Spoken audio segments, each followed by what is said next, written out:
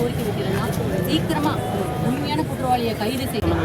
இங்க ஒரு நேஷனல் ஹைவேஸை ஒரு 1000 பேர் 600 பேர் நீங்க வந்து பிளாக் பண்ணிட்டீங்கன்னா குற்றவாளி அங்க போய் பார்ப்போமா? இங்க ஒரு அசம்பாவித சம்பவம் நடக்காம இருக்கு. என்னோட கவனம் எங்க இருக்கு சொல்லுங்க. உண்மையிலே அப்படி என்ன இருந்துச்சுன்னா மற்றவங்க தயவு செஞ்சு நான் திருப்பி சொல்றேன்ல, உங்களோட நாங்க 300 போலீஸ் அந்த கிராமத்துக்கு தான் வரப்போம். அதோட உங்களுக்கு புரியுங்களா? நீங்க அதை சொன்னா நீங்க என்ன சொல்றீங்க? நீங்க சொல்லுங்க எப்படி இப்படி விசாரிக்க இவர் மேல எனக்கு சந்தேகம் வரும் சொல்றேன். இவர் மேல எனக்கு சந்தேகம் இருக்கு. ஒரு பேச்சுக்கு வச்சுக்கலாம். இவர் மேல சந்தேகம் இருக்கு. நான் 4 கேள்வி கேட்கிறேன். இதோட உங்களுக்கு புரியுதுங்களா? எப்படி உங்களை வச்சுக்கிட்டே இவர் உண்மையான குற்றவாளி இவரால் இருக்கலாம், அவராக இருக்கலாம், இந்த கேள்வி வச்சு விசாரிச்சுட்டாருன்னா அவர் எப்படிப்பா அப்படி விசாரணை பண்ணுறது? கூட்டத்தோட கூட்டம் காலையில 5 வாட்டி வந்து பேசிட்டேன். 5 வாட்டி வந்து பேசிட்டேன். பேசுறத கேளுங்க.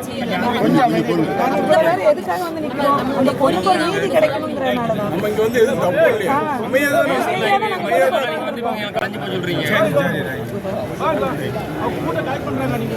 இல்ல யாரும் அமைதியா பேசுங்க. அமைதியா இருங்க. ரைட் இருக்கு வேணாம்.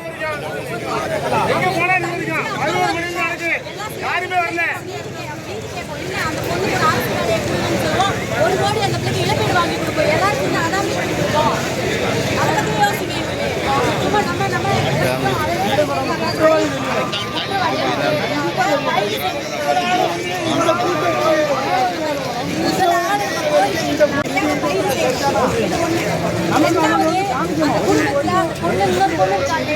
அந்த பொண்ணு இருந்து செய்ய வேண்டியதை அந்த பொண்ணு செய்யறதுக்கு அந்த பொண்ணு அரசு வேலை வந்து வாங்கி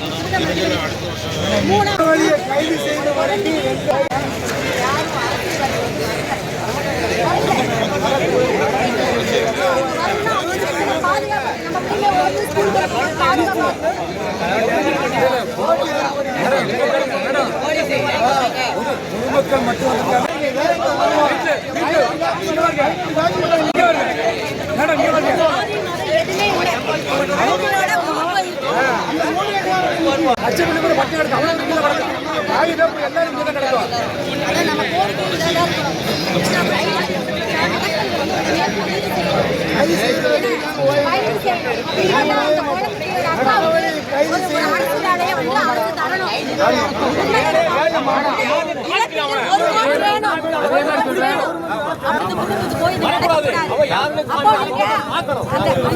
அரசு வேலை கொடுக்க வேண்டியது அரசாங்கத்தோட கடமை.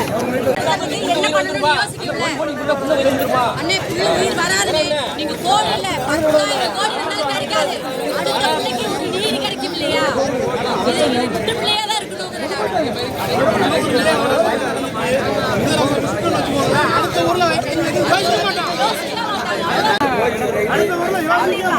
உடனே கைது செய்யுங்க. அந்த அறக்கட்டளை உடனே கைது செய்யுங்க. எல்லாரும்